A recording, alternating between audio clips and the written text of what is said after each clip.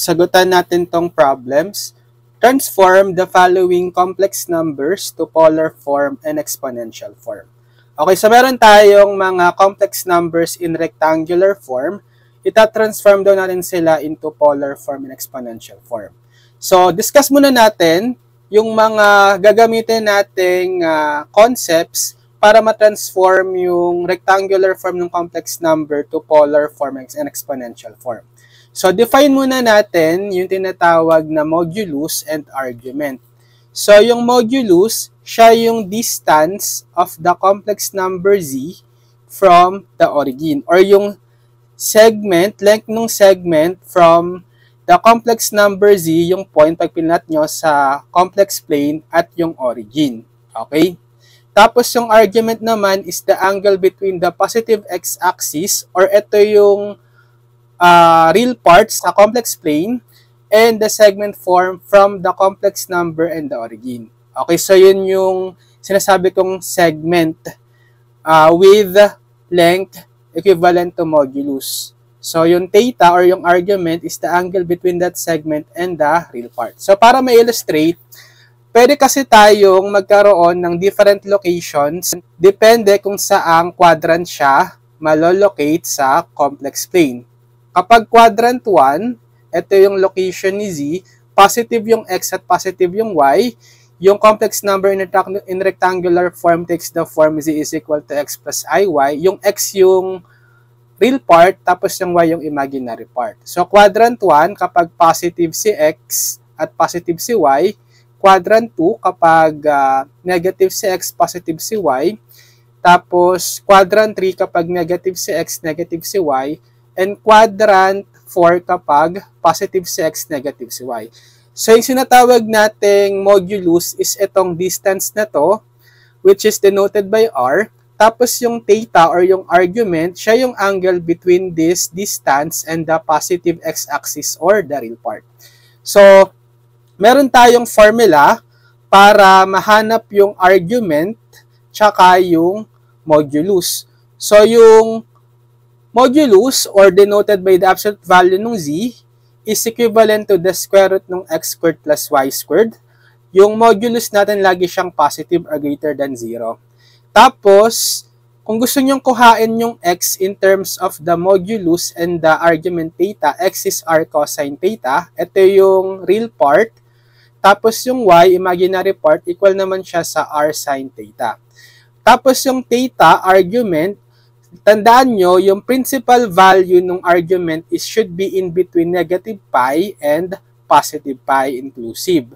Kasi magkakaroon tayo ng possible different values of argument kasi periodic siya by applying the concept of coterminal angles, pero it will denote just a single complex number. So kaya dito sa formula natin, makikita mo meron siyang 2 pi n. Ibig sabihin, pwede siya magkaroon ng multiple value nung argument, yung isang complex number in polar form.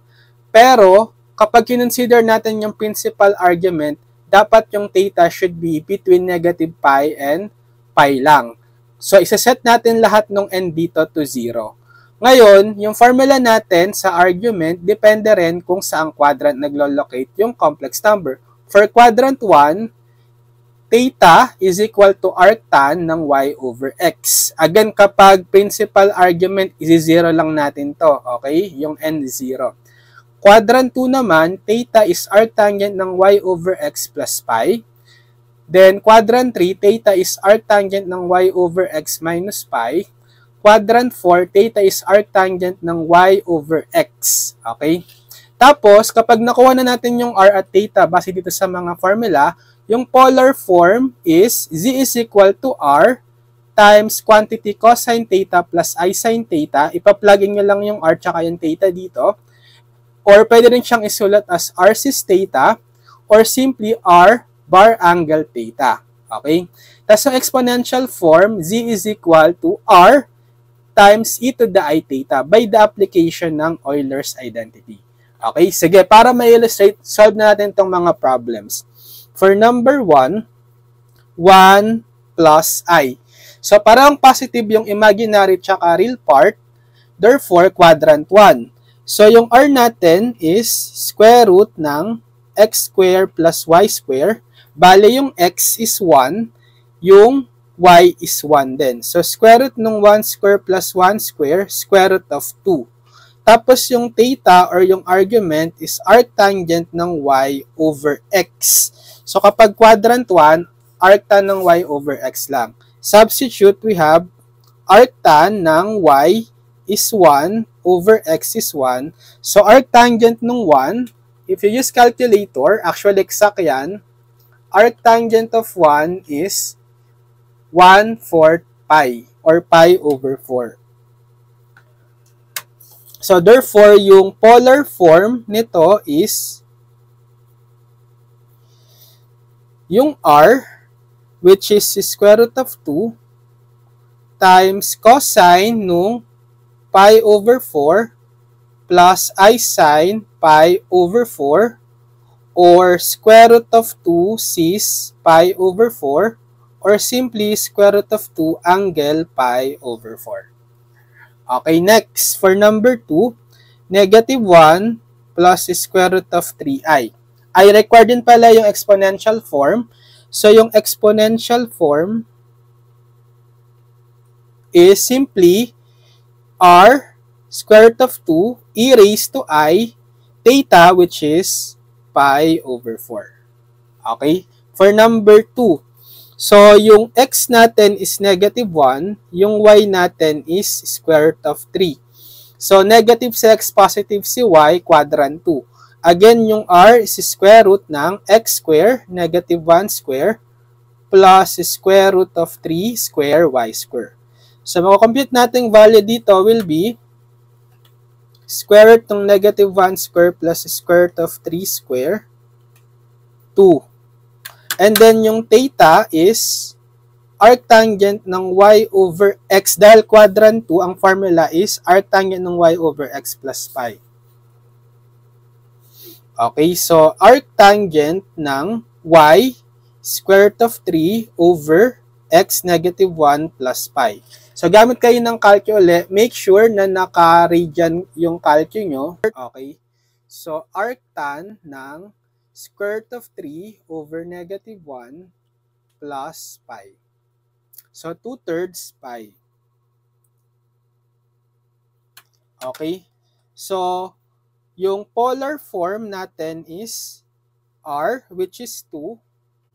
Then, cosine nung theta, 2/3 pi plus I sine theta, 2/3 pi, or 2 cis 2/3 pi, or simply 2 angle 2/3 pi. Now, yung exponential form, that will be 2 e2i theta, which is 2/3 pi. Next, for number 3, negative 2 square root of 3 minus 2i. So, yung x natin is yung negative 2 square root of 3. Yung y natin is negative 2. So, negative, pareho yung x and y, third quadrant. So, for r, square root ng, so negative 2 square root of 3 square, x square, plus y square, negative 2 square. So, using calculator, square root nung negative 2 square root of 3 square, plus negative 2 square, we have 4. Then, yung theta natin is arctangent ng y over x minus pi kasi quadrant 3. Right? So, plug in, arctangent ng y is negative 2 over x negative 2 square root of 3 minus pi. Using calculator, okay, arctangent ng negative 2 over negative 2 square root of 3 minus pi, we have negative 5/6 pi. So, therefore, yung polar form natin is r, which is 4, cosine theta, negative 5 over 6 pi, plus I sine theta, negative 5 over 6 pi, pwede ring 4 cis negative 5 over 6 pi, or simply 4 angle negative 5 over 6 pi. Tapos yung exponential form will be 4 e to the I theta negative 5 over 6 pi. Last, for number 4, we have 2 minus 5i. So, yung x natin is 2, y natin is negative 5. So, positive si x, negative si y, quadrant, 4, right? So, r is square root ng x square, 2 square, plus y square, so negative 5 square. So, square root ng 2 square plus negative 5 square, square root ng 29. And then, yung theta is arctangent ng y over x lang for quadrant 4, right? So, substituting the value, arctangent ng y, negative 5, over x2. So, use kayong calculator, arctan ng negative 5 over 2. So, approximately negative 1.19 radian. Negative 1.19 radian. So, yung polar form will be, so yung r, square root ng 29, cosine ng theta, negative 1.19 rad, plus I sine theta, negative 1.19 rad, or square root of 29 cis, negative 1.19 rad, dito na lang, or simply square root of 29 angle negative 1.19 rad. Tapos yung exponential form dito na lang, r, which is square root of 29, e raised to I theta, which is negative 1.19 rad. Okay, kayo naman. Convert into polar form this complex number z equal to negative 3 plus 5i. And just comment your answers.